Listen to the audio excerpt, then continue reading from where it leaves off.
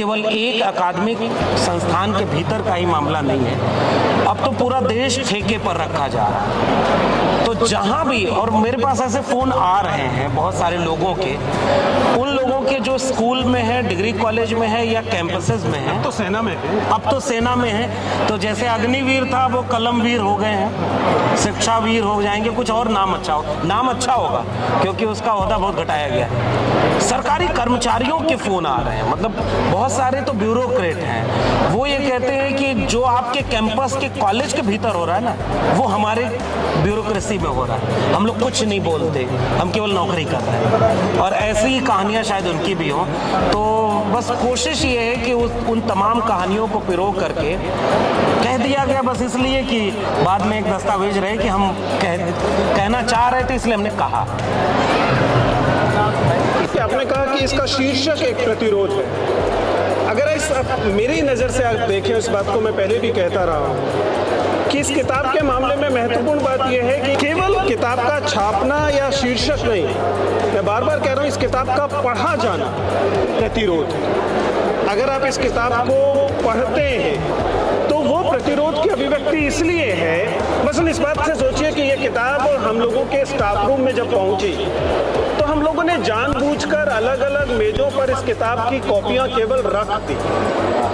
आप समझ पा रहे हैं कि अगर स्टाफ रूम में अलग अलग टेबल रखे हैं और हमने उन जगहों पर जानबूझकर क्लास में जाते समय किताब की कॉपियां छोड़ गए। अब उस किताब की तरफ देखना इस समय दरअसल उस सत्ता को के खिलाफ एक प्रतिरोध की तरह था। उस किताब को उठा लेना दरअसल सत्ता का प्रतिरोध था, और उस किताब को पढ़ लेना वो तो बड़ा प्रतिरोध। तो इसलिए जब आप इस किताब को पढ़ेंगे तो वो पढ़ना आपका इस प्रतिरोध में एक हिस्सेदारी।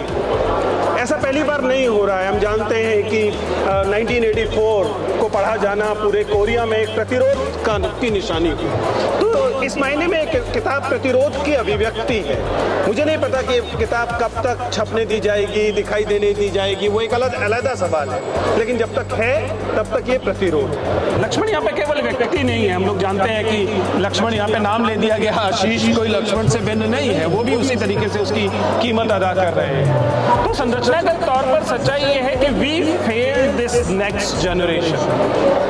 ऐसी नौबत नहीं आनी चाहिए थी कि प्रोफेसर की डायरी इस तरीके से लिखी जाती थी। ये नौबत इसलिए आई है क्योंकि जब शिक्षा की दुनिया में वो सब बदल रहा था जो इस दिशा तक ले जा रहा था जिस दिशा पर पहुंचा है, तब शायद हम लोगों का प्रतिरोध पर्याप्त नहीं रहा या सफल नहीं। और अगर हमारा प्रतिरोध सफल नहीं रहा है तो इसका जितना दोष बाकी चीज़ों का होगा, व्यवस्था का होगा, कुछ हिस्सा हमारा भी होगा।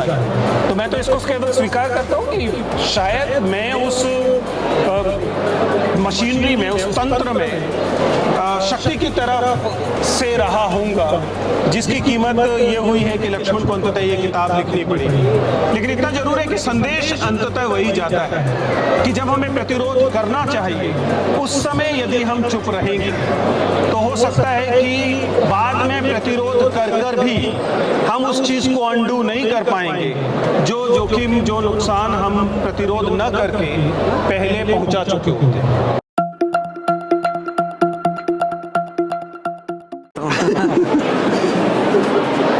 आशीष आप भी आइए। पहले संस्करण का हम कोई विमोचन नहीं कर पाए थे, इसका कारण यह था कि आजाद के बीच में पहले ही पहुंची थी। आइए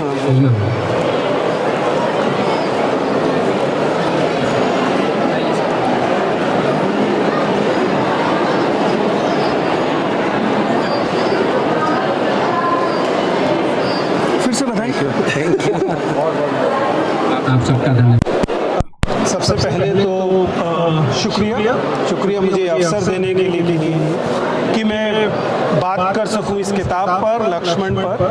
तो आशीष आपका शुक्रिया, अलिंद का शुक्रिया। जैसे कि आपने कहा कि इस समय ऐसी बात कहने और छापने के लिए एक किस्म का कलेजा चाहिए। हम लोग इस बात को लगातार महसूस करते हैं अपने कैंपस में कि अब बोलना लगातार जोखिम से भरा होने लगा। जहाँ तक आपने बात की कि पिछले दशक भर से ज़्यादा मैं और लक्ष्मण साथ साथ काम कर रहे थे, और अब जैसा कि जो लोग किताब पढ़ चुके हैं वो जानते हैं कि अब हम लोग एक ही नौकरी में नहीं है।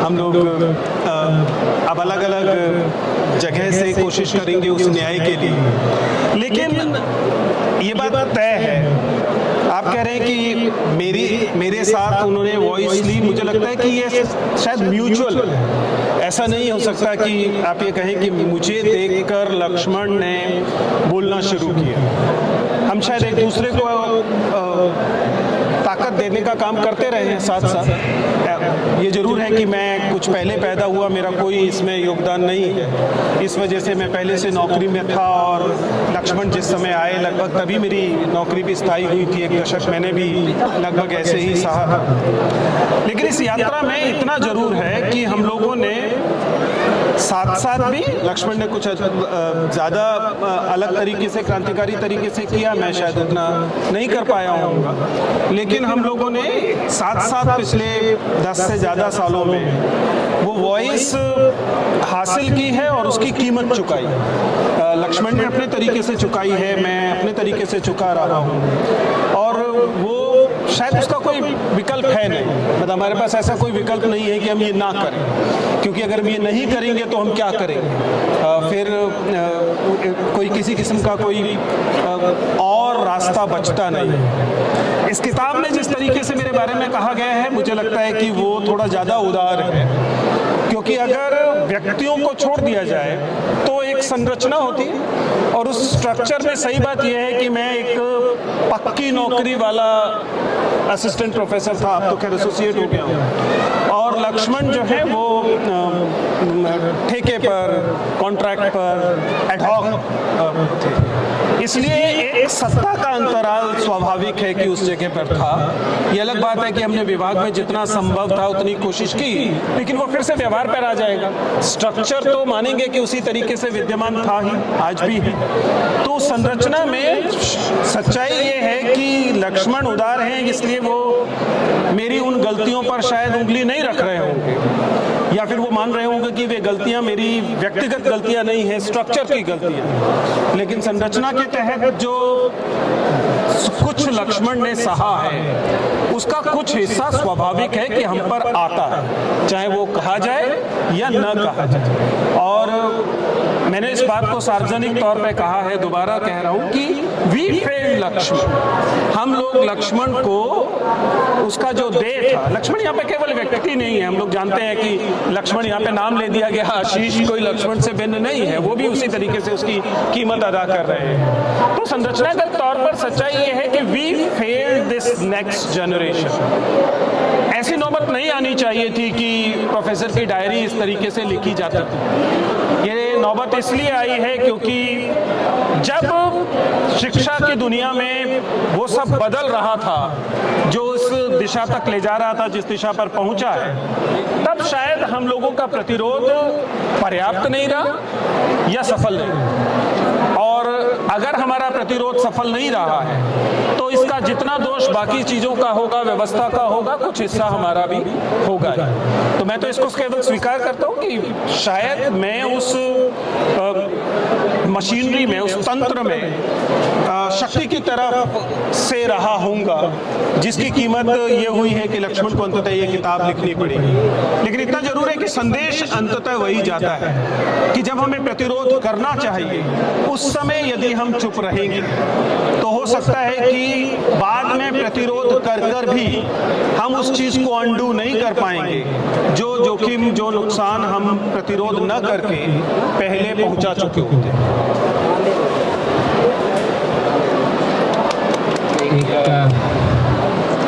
पूरे देश में सिर्फ कॉलेजों तक सीमित नहीं है, हर विभाग में तदर्थ लोगों की नियुक्तियां होती, उनका भयानक शोषण है। मुझे लगता है कि किताब की लोकप्रियता के पीछे जो सच्चाई है जिस पर कभी भी लिखा या बोला नहीं है। लक्ष्मण ने साहस किया, उन्होंने कहा, बहुत से लोगों ने अपने दुख दर्द से जोड़ा। एक चैप्टर है इसमें, 3 लोग और एक कोई आशीष जी, और एक बार फिर से इस सवाल पर आने के पहले मैं शुक्रिया कहूँगा कि हमने अगर लिखने का जोखिम उठाया तो अनबाउंड ने उसे छापने का जोखिम उठाया, और विजेंद्र सर ने यहाँ लोकार्पण करने का जोखिम उठाया। तो उससे बड़ा जोखिम इस पर लिखा हुआ है, आपकी टिप्पणी लिखी हुई है। दूसरी टिप्पणी कांचा लिया की है, और कांचा ने कहा कि मैं तो इस पर बहुत डिटेल में लिखूंगा, लेकिन फिलहाल मेरी ये टिप्पणी ले जाओ। बहुत सारे लोगों ने मना भी कर दिया कि नहीं, इस पर नहीं करेंगे, और ये इसलिए भी है कि मेरी कोशिश इसको लिखने की यही है कि देखने से लगेगा कि एक व्यक्ति की बात है, इसलिए वो व्यक्ति बार बार इस किताब में हावी भी है कि वो अपनी नज़र से देख रहा है, जो जितनी छोटी सी दुनिया उसको दिख रही है वो उतनी ही हकीकत है। मैं कह रहा हूं कि मुझसे ज़्यादा खराब परिस्थितियों में या इससे ज़्यादा नुकसान उठा करके भी बहुत सारे लोगों ने इस तरह की चीज़ों को झेला। शायद इस वजह से भी लोग इसे अपना मान रहे होंगे, अपनी कहानी मान रहे होंगे। प्रकाशक ने बताया, अलिन जी हैं वो, उन्होंने ये बताया कि भाई 8000 तो बिक चुकी हैं, 8000 फिर से छप रही हैं, और उसका ऑर्डर जिस तरह से आ रहा है वो लोग पढ़ेंगे।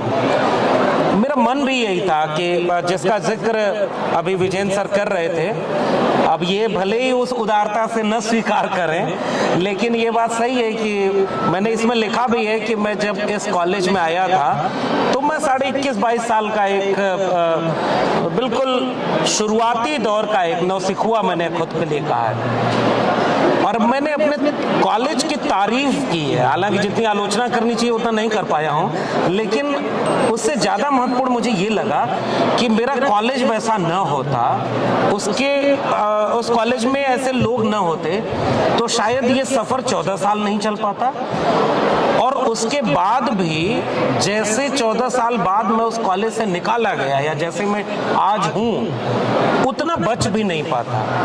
बहुत जगहों पर तो इससे भी खराब स्थितियां हैं और लोग गुम हो गए, उनके बारे में कोई बात नहीं करता। तो इसलिए अगर मैं उस कॉलेज के संदर्भ में कहूँ कि कितने आदमी और कितने लोग थे, यानी एडहॉक थे, वो कॉलेज बहुत सहूलियत देता था अपने एडहॉक को। उस कॉलेज ने भी अपने बहुत सारे अच्छे शिक्षक खोए हैं, और उस कॉलेज से भी बहुत लोग निकाले गए, लेकिन फिर भी वो माहौल कुछ अलग था।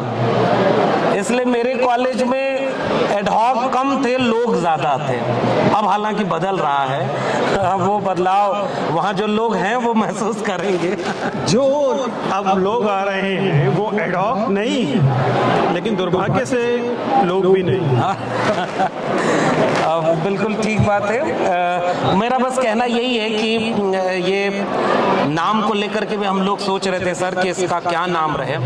सबसे शुरुआत में मैंने सोचा था एक एडहॉक की डायरी लिखूंगा, फिर इसका कुछ और नाम सोचा, फिर ठेके पर प्रोफेसर, और तमाम लोगों से राय मशवरा करते, और संपादक की भूमिका भी इसमें ज़्यादा है कि प्रोफेसर भले एक टेक्निकल ओहदा है, जो इस टेक्निकलिटीज को समझता होगा वो कहेगा कि नहीं असिस्टेंट, एसोसिएट, प्रोफेसर होते हैं, और आप तो इन तीनों में नहीं थे, आप तो ठेके पर थे, फिर आपने प्रोफेसर की डायरी क्यों लिखी?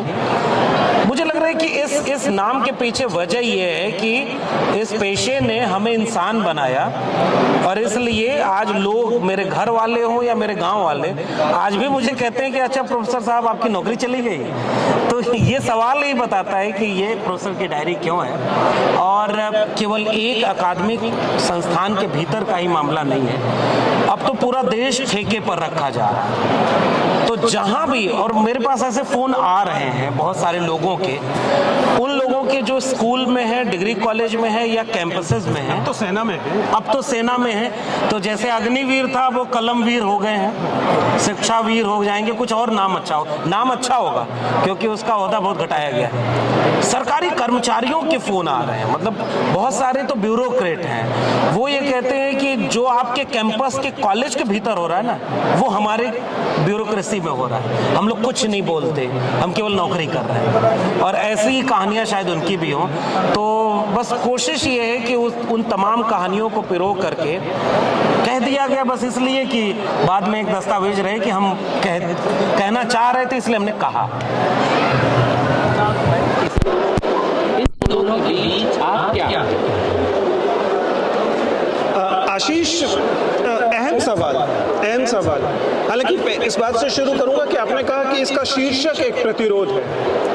अगर मेरी नज़र से आप देखें, इस बात को मैं पहले भी कहता रहा हूँ कि इस किताब के मामले में महत्वपूर्ण बात यह है कि इस किताब से जुड़ा हर पक्ष या तो आर्काइवल वैल्यू के लिए है, जैसे आपने कहा कि बाद में जब इतिहास दर्ज होगा तो हम देख सकते हैं कि इस वक्त में क्या हो रहा था, या फिर वो expression of dissent, expression of protest.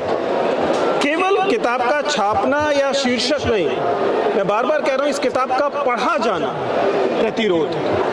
अगर आप इस किताब को पढ़ते हैं तो वो प्रतिरोध की अभिव्यक्ति इसलिए है, मसलन इस बात से सोचिए कि ये किताब हम लोगों के स्टाफ रूम में जब पहुंची तो हम लोगों ने जानबूझकर अलग अलग मेजों पर इस किताब की कॉपियां केवल रख दी।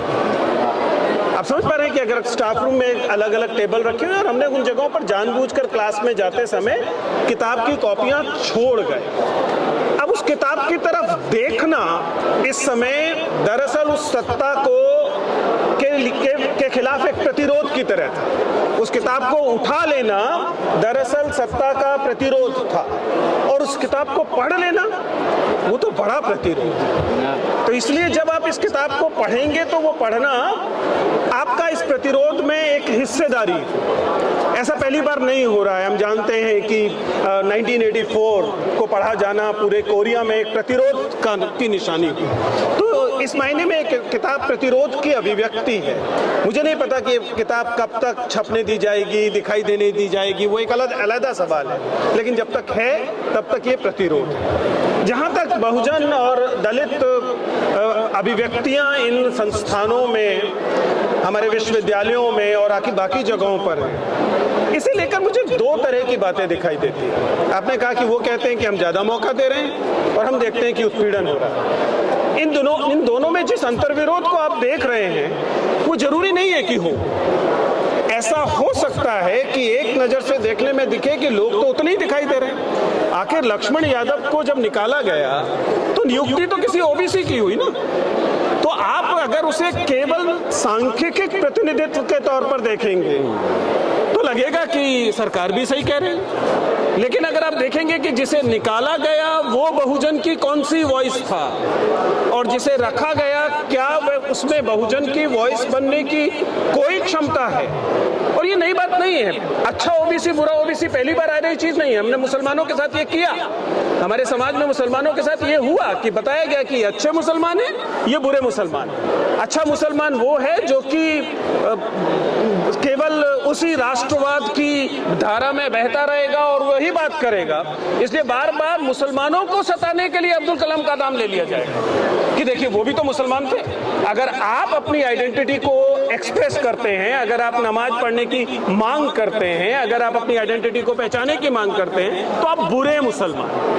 और ये एक आइडेंटिटी के साथ नहीं होता, ये बार बार आइडेंटिटीज के साथ होता है। ओबीसी के साथ, एससी एसटी के साथ भी ऐसा हो सकता है कि आप नियुक्त तो करेंगे, जगह तो देंगे उसी समुदाय से, लेकिन उससे पहले छान लेंगे कि इस छानने के बाद वह जो व्यक्ति आए वो जो, जैसे कभी मैकाले ने कहा था कि चमड़ी से तो वह जो है भारतीय होगा लेकिन सोच से वह अंग्रेज हो चुका होगा। तो अगर आप सोच से सवर्ण बना चुके हैं, सोच से मनुवादी बना चुके हैं, तो फिर बिल्कुल संभव है कि आप जिस व्यक्ति को दे रहे हैं उसकी कैटेगरी, उसकी श्रेणी दिख भी जाए, लेकिन वास्तव में आपने वॉइस छीन ली, आवाज छीन ली, और ये आवाज वापस पाने के लिए बहुत प्रतिरोध, बहुत संघर्ष करना पड़ा। यहाँ बहुत से छात्र ऐसे होंगे जो इसके बाद रिसर्च में जाएंगे। इसमें एक चैप्टर है सुपरवाइजर की कंघी।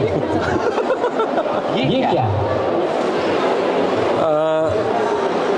बहुत सारे किस्से इसमें हैं और इससे भी बहुत ज़्यादा किस्से इसमें नहीं है। काश वो सब हो पाते। इस तरह की किताबों की एक मुश्किल होती है जो ईमानदारी से स्वीकार करना चाहिए कि एक तो वैसे भी हमने नाम बदल दिए, कुछ कानूनी या कोई भी इस तरह की उलझन हो। इससे ज़्यादा अहम हमारे लिए ये था कि हम जो कहना चाह रहे हैं वो बात लोगों तक पहुँचे। हमारी जो चिंता है या जो जोखिम हम जिसकी बात कर रहे हैं, कल को जब ये गांव में या 25-50 साल बाद कोई पूछेगा कि आप उस समय उस विश्वविद्यालय में थे जब वो धीरे धीरे भीतर से खोखले हो रहे थे, तब क्या कर रहे थे आप, तो मैं कहूँगा कि हाँ, मैंने वो लिख करके या हमारे जैसे और भी तमाम लोगों ने अलग अलग तरीके से ये बात ज़माने को बताई थी कि बचा सकते हो तो अपनी कलम और किताब को बचा लेना। इस वजह से इसका लिखने का केंद्रीय तत्व यही था। तो कई किस्से ऐसे हैं जो एक व्यक्ति के साथ घटित हुआ, कुछ कई जगहों पर ऐसी कहानियां हैं जो कई लोगों के साथ अलग अलग हुआ होगा। मैंने लिखने की सुविधा के लिए उसे एक व्यक्ति से जोड़ दिया उसी तरह से। और जो हालांकि सुपरवाइजर की कंघी वाला मामला है, ये तो बिल्कुल सटीक मामला है। और मैंने नाम रखते समय ये सोचा था कि मैं नाम ऐसा रखूंगा कि बदलने के बावजूद उस तक पहुंच जाएगी, ये उसी की बात है। लेकिन और भी कई वजहों से उसको और थोड़ा बदल दिया गया कि हमें एक व्यक्ति के लिए ये बात नहीं कहनी है, नई पीढ़ी की। और मैं जानता हूँ हमारे पढ़ाए हुए लोग जब एमए करने के बाद रिसर्च करने के लिए फोन पर कहते हैं कि सर 3 साल हो गया, 2 साल जेआरएफ के हो गए जो लैप्स होने वाली है और एडमिशन नहीं हुआ, और क्या क्या हो रहा है वो उन्हें भी पता है। तो उस चिंता के साथ ये बात कही जा रही है कि अब तो पीएचडी में एडमिशन परमानेंट अपॉइंटमेंट से भी मुश्किल काम हो गया। वो जो जुगाड़ शब्द एक बार इसमें आया है, गाँव में जुगाड़ का मतलब ये होता था कि वो जो पंप होता था पानी निकालने वाला, उसको लकड़ी के ढांचे पर रखकर गाड़ी भी बना सकते हैं। और वो जुगाड़ जब विश्वविद्यालय में आया तो आप किसी को भी प्रोफेसर बना सकते हैं, वो आज हो रहा है। उसके चलते जो लोग उसमें फिट हो गए वो सिस्टम में आ रहे हैं। और सिस्टम में आया हुआ व्यक्ति क्या कर रहा था, और वो किस्सा बिल्कुल हमारा मित्र है, वो अभी भी कहीं पढ़ा रहा है। वो एक बार वो सर लेके आया, अपने सुपरवाइजर से मिलने आया और बड़ा सा बैग पैक करके ले आया और उसमें सब कुछ था और बहुत गुस्से में था। कई दिन से वो बार बार कहता था कि फेलोशिप पे साइन नहीं हो रही है, फेलोशिप से हम अपने 2-3 भाइयों को पढ़ा रहे हैं। और ये हमसे 2-3 आर्टिकल लिखवा चुके हैं हमारे सुपरवाइजर और अपने नाम से पब्लिश करा चुके हैं। अभी ये जो है हम लोगों ने जबरदस्ती उसका चैन खोला तो देखा उसमें एक साबुनदानी है, एक तौलिया है और बाकी कुछ सामान है। तो हमने कहा ये तुम कहीं जा रहे हो, बाहर जा रहे हो? तो उसने कहा नहीं ये मेरा नहीं, गुरुजी का है। तो हमने कहा गुरुजी इसका क्या करेंगे? तो कहा गुरुजी को यहीं से सीधे विदेश जाना है, एक इंटरनेशनल कॉन्फ्रेंस है। तो उन्होंने कहा कि तुम एक बैग पैक करा ले आओ। कुछ दिन बाद वो जब मिला तो उसने कहा कि पहले साइन इसलिए नहीं हो रही थी कि मैं कोई आर्टिकल पूरा नहीं कर रहा था उनके नाम से जो छपता, अब तो वो इसलिए नाराज है कि उस बैग में मैंने कंघी क्यों नहीं रखी थी। तो ये वो पूरी कहानी है। उनकी नाराजगी इस बात पर नहीं थी कि उनका विद्यार्थी कितना अच्छा शोध लेख लिखता है, उनकी नाराजगी इस बात पर थी कि उनका विद्यार्थी उनका आज्ञाकारी शिष्य नहीं है। अब ये संकेत काफी हैं कि आपके विश्वविद्यालयों के भीतर कैसी प्रवृत्तियां प्रमोट की जा रही हैं और इससे जो निकलेंगे वो लोग क्या करेंगे। मैं एक आखिरी बात बता दूं, रैगिंग बैन होने के बाद भी हम जब इलाहाबाद यूनिवर्सिटी में पढ़ते थे तो हॉस्टल में रैगिंग होती थी, सब जानते थे। उस रैगिंग का कल्चर ये था कि जो रैगिंग का शिकार होता था वो अपना फर्ज समझता था कि अगले बैच के साथ वो खुद रैगिंग करके सीनियर बन के बैठेगा। ये जो पीढ़ियां इन विश्वविद्यालयों से निकल रही हैं वो जब प्रोफेसर बनेंगी तो उन्हें भी ऐसे ही शिष्य चाहिए होंगे। मेरी चिंता इसकी थी। मुझे लगता है कि अब मैं अपने प्रश्न करता हूँ। मैं आखिरी प्रश्न पूछूंगा, फिर आप पूछ सकते हैं, दोनों बातें। पिछले एक दशक से कैंपस का जो एक लोकतांत्रिक माहौल था, सोचने विचारने का जो पुराना या कहते वैज्ञानिक और विवेक संपन्न तार्किक तरीका था, उसमें क्या कुछ बदलाव आ रहा है? क्योंकि ऐसी बातें मैंने आपसे भी सुनी है और लोग कहते हैं, आपका अनुभव? देखिए, ये कहना तो शायद थोड़ा सा अति होगी कि ये मात्र 10 साल में इसकी गति बढ़ी है, लेकिन सच्चाई ये है कि जब देश भर के विश्वविद्यालयों के साथ ये हो रहा था, तब शायद DU JNU ने इसे किसी और पर हो रहा संकट मानकर इसकी को नजरअंदाज किया, और फिर तय था कि अंततः ये बयार, ये जो गर्म हवा है, ये इस शहर में भी पहुंचेगी। पिछले 10 साल में बस हुआ ये है कि पहली बार सत्ता को किसी कॉन्सिक्वेंसेस की परवाह नहीं रह गई। विश्वविद्यालय की मौत अब उसके लिए कोई इलेक्ट्रल कॉस्ट नहीं। दिल्ली विश्वविद्यालय नष्ट हो जाए, इस बात से उसके पूरे वोटिंग कल्चर पर 1000 वोट का भी फर्क नहीं पड़ने वाला है।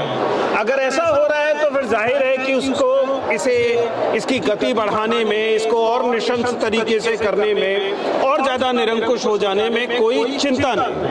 पिछले 10-12 सालों में ये जरूर हुआ है कि अब हम जानते हैं, ये लगभग वो रामदास वाली स्थिति है कि सबको बता दिया गया है कि उसकी हत्या होगी।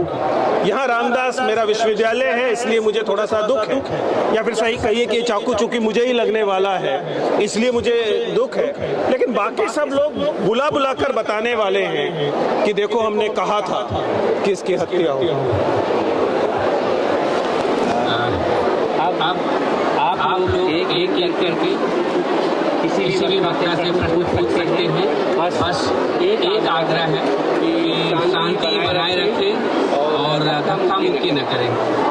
मुझे लगता है कि आवाज नहीं दे। हाँ, आप वहीं से पूछिए और माइक कम के पास रहने दें। जिन्हें भी प्रश्न है आगे आ जाए और उच्च स्वर में पूछें। जी, तो उसके पीछे कोई रीजन है कि सर का अभी जो टर्मिनेशन हुआ ड्यू से, सर से मैं पहले भी मिला था जब ड्यू लॉ फैकल्टी का स्टूडेंट था। सर का नंबर भी मेरा नंबर मोबाइल में से स्टेटस से सर का पता चला। तो जो सर का मतलब कहना मेरा कि जो बिल्कुल ग्राउंड लेवल पे जो लोगों को समझ में आता है, तो सर की बात बहुत अच्छी समझ में आती है। तो हम चाहते हैं कि भविष्य में भी आपने इस ग्रुप पे एक यूट्यूब वीडियो बनाया कि उसको थोड़ा सा लॉन्च करके ताकि लोग जान सकें। बहुत सारे लोग पढ़ना नहीं जानते। अभी ये प्रकाशक लोग इसका किंडल वर्जन और ऑडियो वर्जन भी आ रहा है, तो वो उसमें आपकी सलाह काम आएगी। आपका सलाह? सर, मेरा ऐसे सवाल, जैसे आप लोग अकेले इंडिविजुअल लेवल पर लड़ रहे हैं, जैसे क्या इसमें ऐसी ज़रूरत नहीं है ऑर्गेनाइज तरीके से एक इंस्टीट्यूशन बनाया कि हम जैसे लोग आपके विचार से प्रभावित हैं इसमें जुड़ सकें?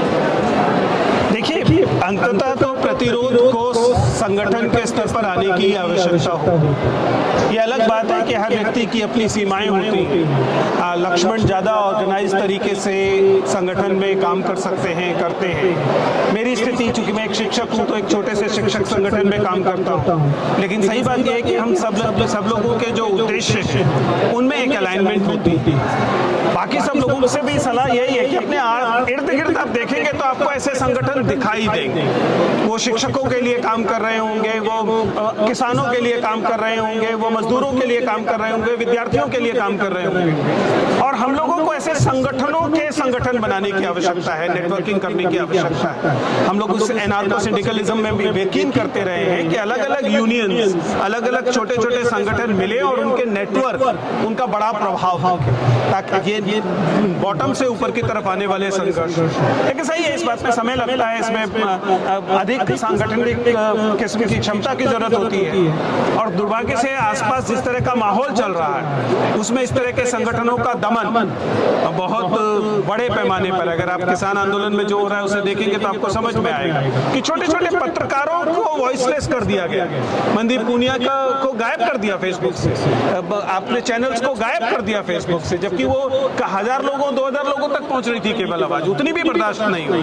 अब आपकी बातें विदेश में सुनी जा सकती हैं, अपने देश में नहीं सुनी जा सकती, तो दिक्कत तो है, लेकिन संघर्ष के अलावा कोई रास्ता भी नहीं। सर मैं कोई फ्यूचर प्लान है क्या सर ऐसा ऑर्गेनाइजेशन का? अब अभी आपकी सवाल पर एक बात तो कह दूं, मेरे पास एक फोन आया सर, उन्होंने कहा कि एक आदमी को थोड़े ही निकाला गया, वो तो बहुत लोगों को निकाला गया, ये तो जबरदस्ती का हीरो बन रहे हैं, कुछ लोग उन्हें बना रहे हैं। तो हमने उनसे कहा कि एक किताब आई है, अगर इस त्रासदी पर लिखा जाए तो ऐसी सैकड़ों किताबें आनी चाहिए।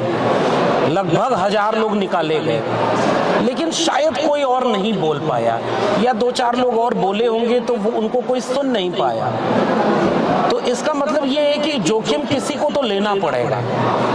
अब ये अन्याय अगर हो रहा है, इस पर भी अगर मैं चुप रह जाता या मैं चुपचाप अगले इंटरव्यू की तैयारी में लग जाता कि यहाँ नहीं हुआ कहीं और हो जाएगा, या थोड़ा सुर बदल दें उनके हो जाए तो हो जाएगा, ये चुनना भी हमारे सामने एक विकल्प था। तो हमारा करियर अच्छा होता, हमारे घर वाले जो परेशान है कि अब तो खत्म है कहानी, कहाँ जाएगा, हमें भी कभी कभी डर लगता है कि अच्छा अब क्या होगा। लेकिन हमें ये लगा कि नहीं, अगर कुछ गलत है तो उसके लिए एक व्यक्ति ही सही वो बोले, ये भी बहुत होता है। मतलब मुझे लगता है कि भगत सिंह इस बात का इंतजार नहीं कर रहे थे कि कई लोगों का रेला है, तब कुछ चीजें प्रतीकात्मक रूप से भी बहुत गहरा असर पैदा करती हैं। ये कोशिश मेरी है, अब वो कितना असर पैदा करेंगे ये समय बताएगा, लेकिन हाँ, ये एक व्यक्ति की लड़ाई नहीं है, इसे अगर संगठित किया जाए, और इसमें मेरे पास अभी चूंकि वो चीजें हैं नहीं, लेकिन कोशिश तो इस बात की रहेगी कि ये बात, ये आंदोलन या ये चिंता अगर संगठित होगी तो मुझे लगता है समाज के ज़्यादा हित में होगी। इसकी कोशिश निसंदेह किया जाए। हाँ, कोई गांव का किसान क्यों पढ़े आप, इसका जवाब चाहते हैं? गांव का किसान इसलिए मेरी किताब पढ़े ताकि उसके बच्चे जब इसी विश्वविद्यालय में आएंगे तो उसे पहले से पता हो, ताकि वो अपने बच्चे पर सवाल ये ना उठाए कि उसका बच्चा ही नालायक था और उसे प्रोफेसर की नौकरी नहीं मिली। उसे पता होना चाहिए कि उसकी आने वाली पीढ़ियां कहाँ जाएंगी। अगर उस गांव के किसान को अपने पड़ोस के स्कूल, सरकारी स्कूल के बारे में पता होगा तो उसे ये किताब पढ़नी चाहिए। उसके बच्चों के भविष्य की चिंता इस किताब में। सप्लीमेंट्री है सर, ग्रेजुएशन कर रहा है स्टूडेंट क्यों पढ़े?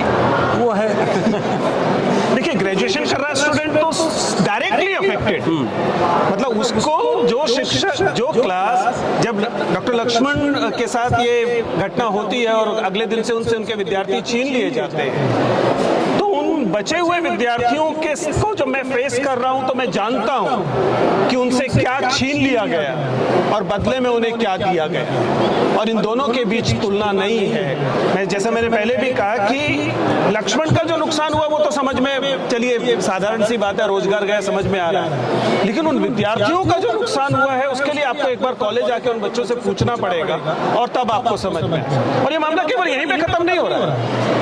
अगर आप मेरे दूसरे चैनलों को देखें, जब आप देखते हैं कि वो सिविल सर्विसेज के 8 लाख लोग अपीयर कर रहे हैं, लोग, किसान अपने खेत बेच के भेज रहा है अपने बच्चे को, उसको इस व्यवस्था के कारण नकारा जा रहा है और ये बात समझ में नहीं आ रही। जिस विश्वविद्यालय से उसे पढ़कर भेजा, पढ़कर वहां पहुंचना चाहिए था, उस विश्वविद्यालय ने उसे योग्यता नहीं दी, क्योंकि विश्वविद्यालय में नियुक्तियां कैसे हो रही थी या हो ही नहीं रही थी पता है। और यहाँ आने के बाद उसे बताया गया कि अगर तुम्हारा चयन नहीं होता, तुम निकाल दिए जाते हो, तुम्हें नौकरी नहीं मिलती, तो गलती तुम्हारी है। गलती उसकी नहीं है, वो उन डेप्रिवेशंस की गलती है, उन अभावों की गलती है, उन डिस्क्रिमिनेशंस की गलती है जो उसके साथ शिक्षा में हो रहे थे। और वो शिक्षा में हो रहे डिस्क्रिमिनेशन के तो दस्तावेज है क्या?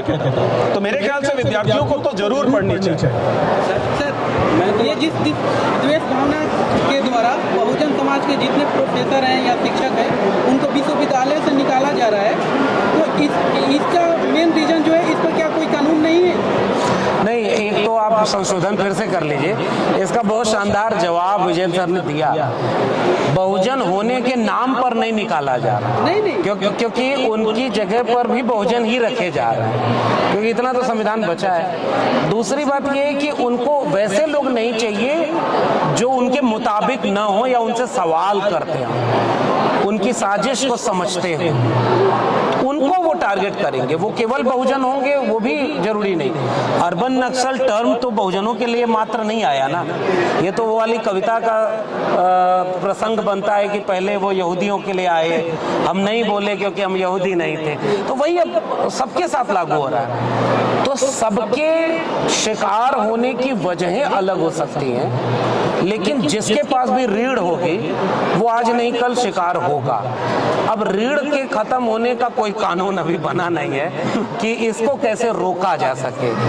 वो तो उन रीढ़ वालों को ही रोकना पड़ेगा, कानून शायद इसे नहीं रोक पाएगा, इसे आपका जुनून या वही चीज रोक पाएगी। जी सर, मेरा सवाल है, मैं अभी तो दूसरी एमए कर रहा हूँ, हिंदी साहित्य से एमए कर रहा हूँ। जैसे आपको निकाला गया, वर्तमान हो सकता हम लोगों के भी साथ ऐसा हो, तो इस चुनौती को कैसे, ये सर बताएंगे। अच्छा कैसा इसे आखिरी सवाल हाँ, एक आध सवाल अगर कोई और हो तो ले लीजिए, फिर इकट्ठे कंक्लूड। देखिए, ये सारा का सारा संकट दरअसल ईमानदारी की बात है कि आप ही का संकट है। आप हमारे ही विद्यार्थी हैं, विश्वविद्यालय में जो अंडरग्रेड स्टूडेंट हैं, पीजी स्टूडेंट हैं या हमारे रिसर्च स्टूडेंट्स हैं, वे इस घटना से एक तरह से हिल गए। क्योंकि सच्चाई ये है कि ये घटना घोषणा, ध्यान रखिएगा कि इस नियुक्ति के न होने से पहले बता दिया गया था कि ये नियुक्ति हम नहीं होने दें। ये एक मतलब ये वो प्रहसन भी नहीं था कि 4 लोगों ने इंटरव्यू दिया, 50 लोगों ने इंटरव्यू दिया, उसमें से 4 का सिलेक्शन नहीं। इसका मतलब क्या है? इसका मतलब कि आप विद्यार्थियों को जो कि पोस्ट ग्रेजुएशन में हैं, रिसर्च कर रहे हैं, उनको चेतावनी दी कि या तो सुधर जाइए नहीं तो गायब हो जाइए। ठीक है, जैसा लक्ष्मण ने कहा कि अभी इस बात पर निर्भर करता है कि आप इन दोनों में से किस रास्ते को चुनते हैं। आप रीढ़ बचाते हैं या उम्मीद बचाते हैं कि अंततः आपका सिलेक्शन। लेकिन देखिए, अंततः उम्मीद जो है वो आपकी रीढ़ बचेगी, राष्ट्र समाज विश्वविद्यालय बचेगा, तब बचेगा, वरना कुछ नहीं बचेगा। सीधी सी बात। तो आप तैयार रहिए। आखिर आशीष खड़े हैं, विजय, ये लक्ष्मण खड़े हैं, जिन्हें नौकरी से निकाल दिया गया या जिन नौकरियां नहीं दी गई, खत्म तो नहीं।